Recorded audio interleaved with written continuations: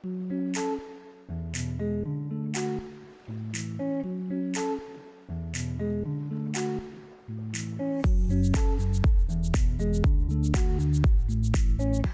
my name is Joan Nyambura, commonly known as Joan the Career Coach. I'm a career coach by profession. So what I do is I closely work with individuals to help them increase their chances of landing jobs. I love working with underdogs. I love working with people who have been discredited, people who are fresh out of campus, people who are very good at their jobs, but for one reason or the other, they're not being able to land jobs, or they're not being able to get promotions, or they're not being able to get paid for what their worth is. So I work closely with individuals, to try and help them increase their chances of landing jobs, increase their chances of getting interviews, and also improve their personal brand.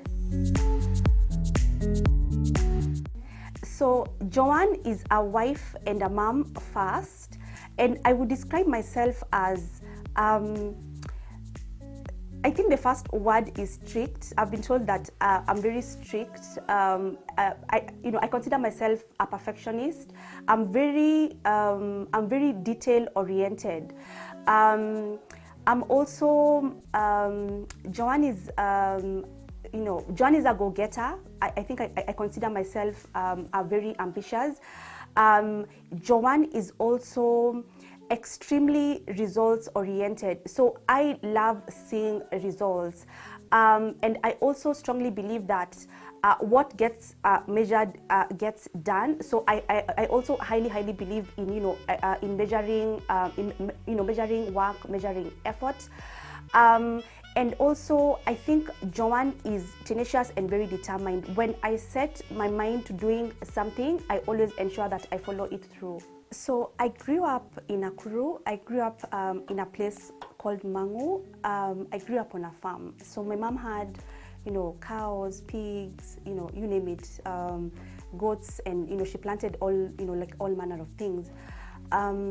So that's one of my fond memories growing up, like that farm kind of life. I grew up in a big family. I have two sisters and 3 brothers, so we are 6 in total. I'm the middle child.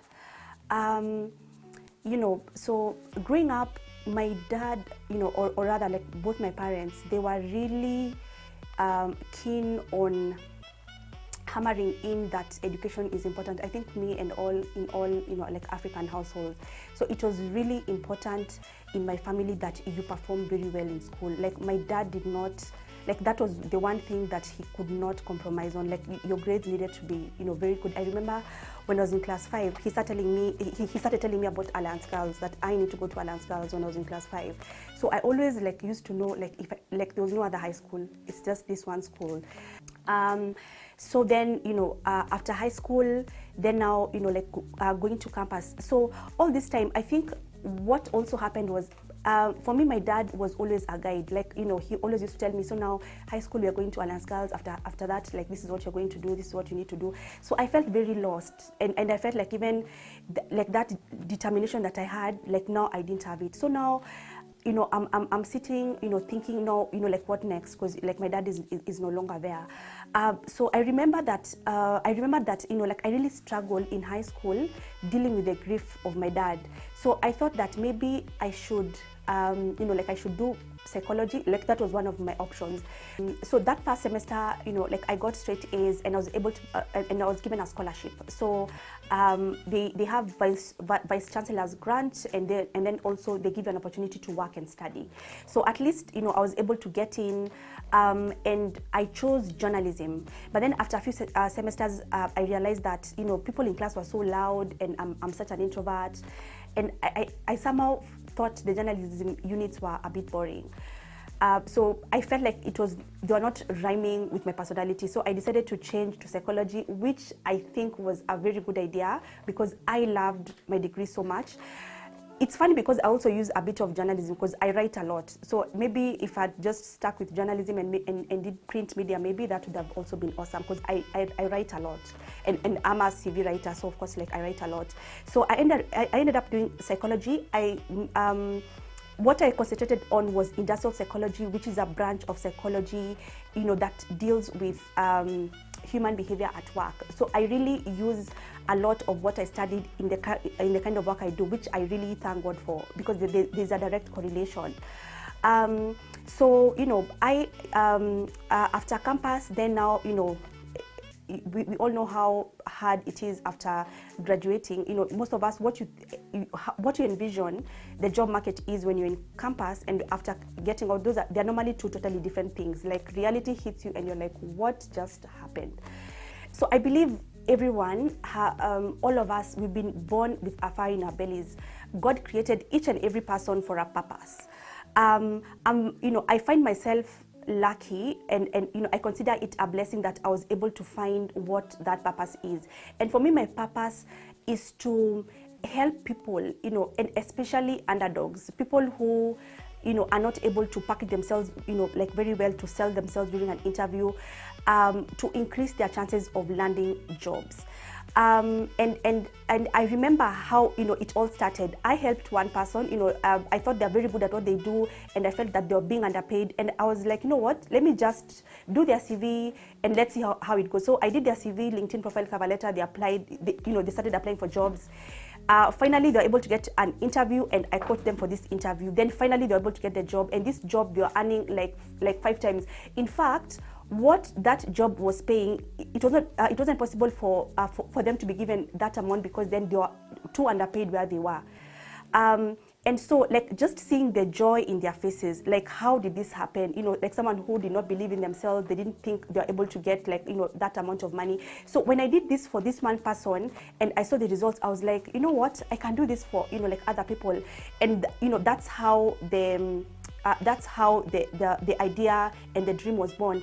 And for me, to date, there's nothing that gives me more joy than when a client calls me to tell me, Joan, I got an interview. Joan, I got the job. Joan, I got the promotion. Joan, I've not been getting any jobs, but now I've been able, like, to land this job, to land this interview. There's absolutely nothing that gives me more joy.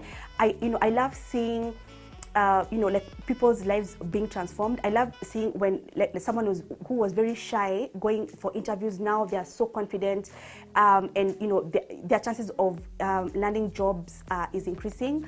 So basically, that's like, working especially with underdogs to increase their chances of landing jobs. That is my purpose.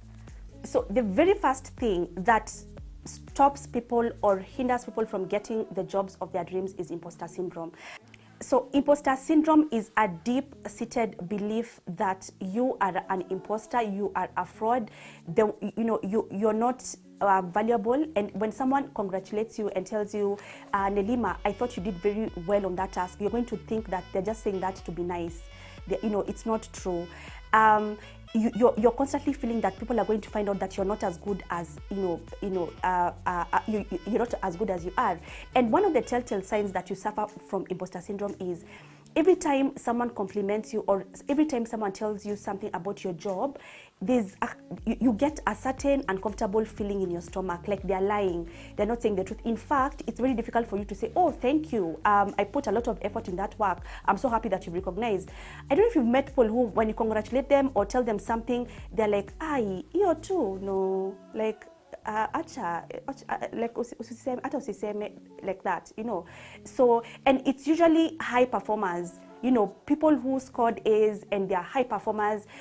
Sometimes imposter syndrome, what it does is, because you're a high achiever, you have unrealistic expectations about what you need to deliver. So you could deliver 90%, but just because you've not done the 10%, you're like, I'm a total failure, I'm a total loser. So what that does is, even when you're negotiating for salaries, you'll feel like just because you're not able to do the 10% or 5%, you deserve to be paid the least amount of money that someone needs to be paid. It's like, because I've been on the other side of interviews for quite some time, when an interviewee walks in the door and the way they speak and how they negotiate their salaries, I can tell outrightly who is suffering from imposter syndrome.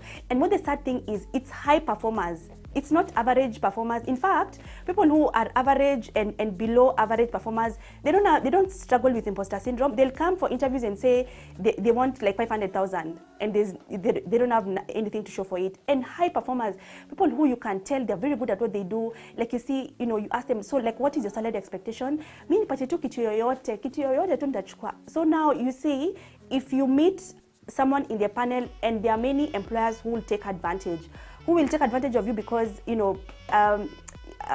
normally call it the first class dishonor, whereby there are so many people working around with first class honors and second class honors with no jobs. So they'll see you and you're a high performer, and they're going to take you and they're going to pay you like like what you're not, what your value is not, because then how you pay someone with a first class honors surely is not the same way that you'd pay someone who, like someone who does not have this first class honors. There are actually jobs that are going to reward you for those, like for those high grades. There are certain opportunities that you can only get in with those high grades because the first test is going to be an aptitude test. So it means that if you have a first class honors or you scored A's in high school, your chances of getting into this, like graduate trainee programs are higher than someone else. But then I think it's just like lack of information. So you'll find that there are people who have very good grades, but they're not privy to these jobs, or then they go and they have imposter syndrome, so they end up being underpaid, and it's such a disgrace.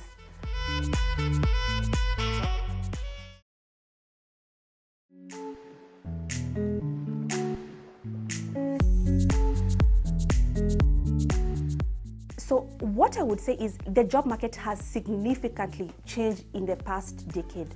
How we are doing CVs today, how you're applying for jobs, how you're branding yourself in 2022, surely it's not how it was when I was in campus. It has totally changed. And I think what is happening is the job market has changed, but so many people have refused to change with it. So that then, you have a dusty old CV, and you expect that this CV is going to land you a job. It's not going to land you a job in 2022.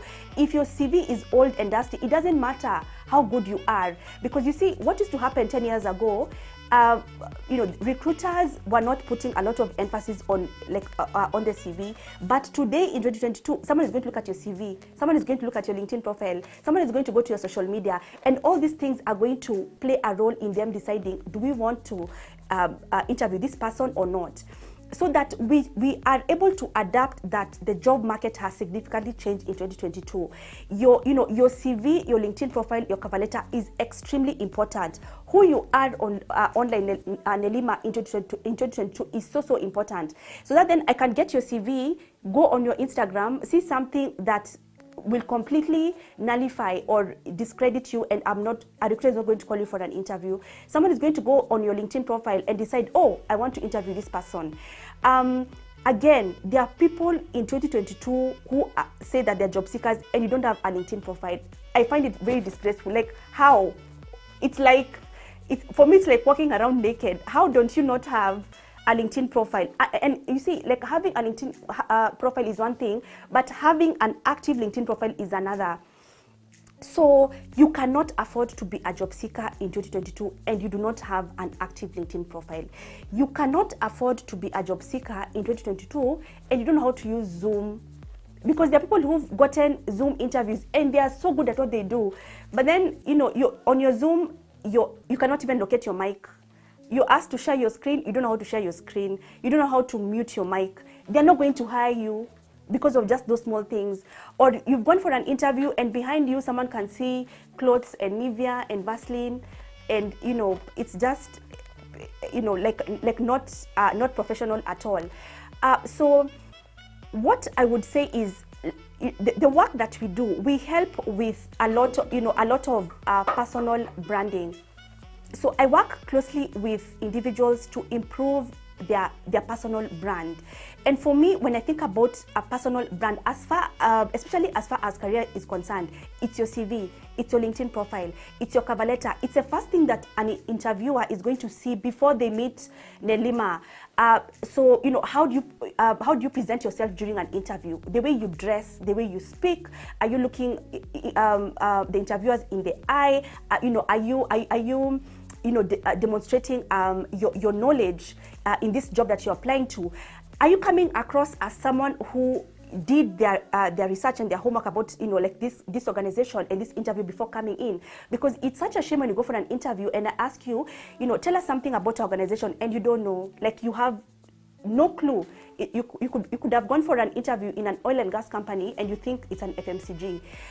They ask you, do you have any questions for us? You have no question.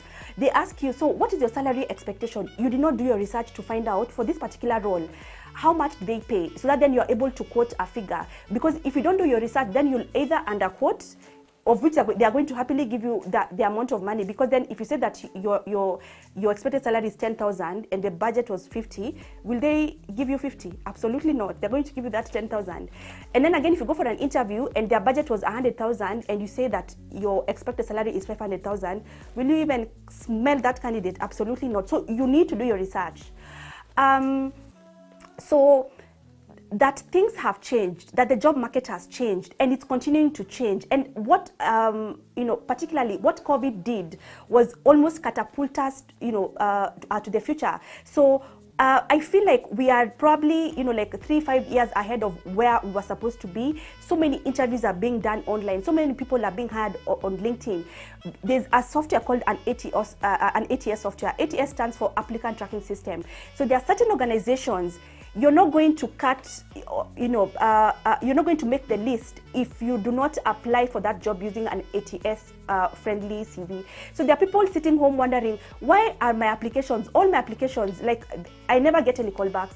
It's because you're using a different, format to apply, to those organizations. And if your CV is not ATS compliant, it's never going to make the cut.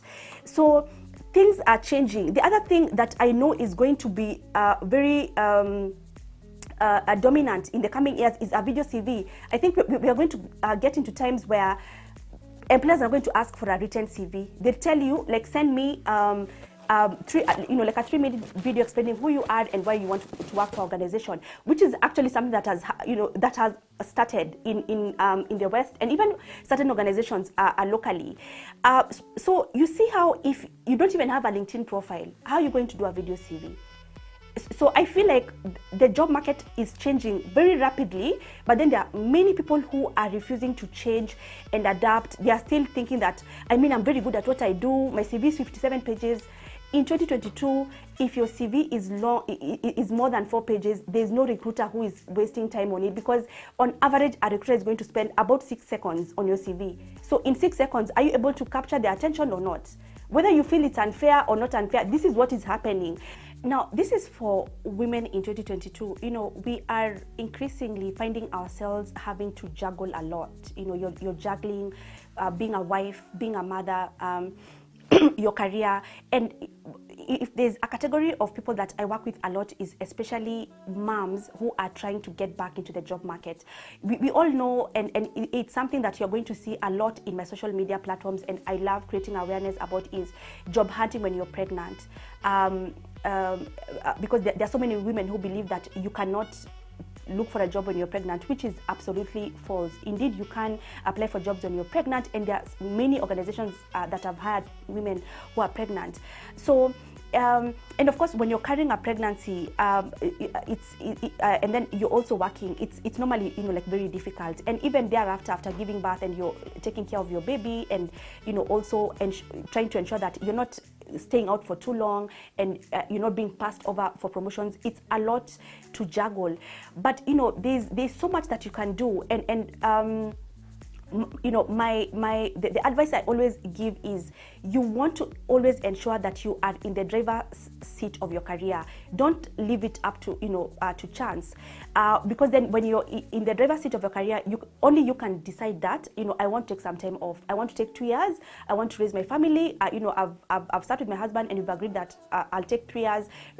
Take care of my kids and go back to work. No one can make that decision for you. And after you've taken the break and you're trying to get back into the job market, that you're very confident, in saying, like, I took this break, but then like during these 2 years or 3 years, as I was raising my family, I was also doing an online training. I was also doing this, because then the employer will want to know how are your skills still fresh.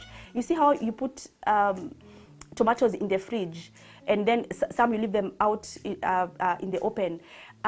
you'd agree with me that if tomatoes have been like kept like in the fridge or even out in the open for like a week, they're not as fresh as the ones that you've just gone to the market and you've gotten. You know how like when you get carrots, tomatoes, and those vegetables are so fresh. So your employers want you fresh like that, not fresh for the one that you've been in the fridge for like a whole week. You need to be like a fresh. So you need to demonstrate that during this time, this is what I've done to ensure that my skills are still fresh. So especially for women, I would really advise that you take control of your career. You decide that, like this is where I want my career to head, and I'm doing steps 1, 2, 3 to ensure that my career is headed in that particular direction. For more career related content, you can check me out on LinkedIn, you can check me out on Instagram, on YouTube, on TikTok, and even on Facebook. My names are Joan the Career Coach across all these platforms.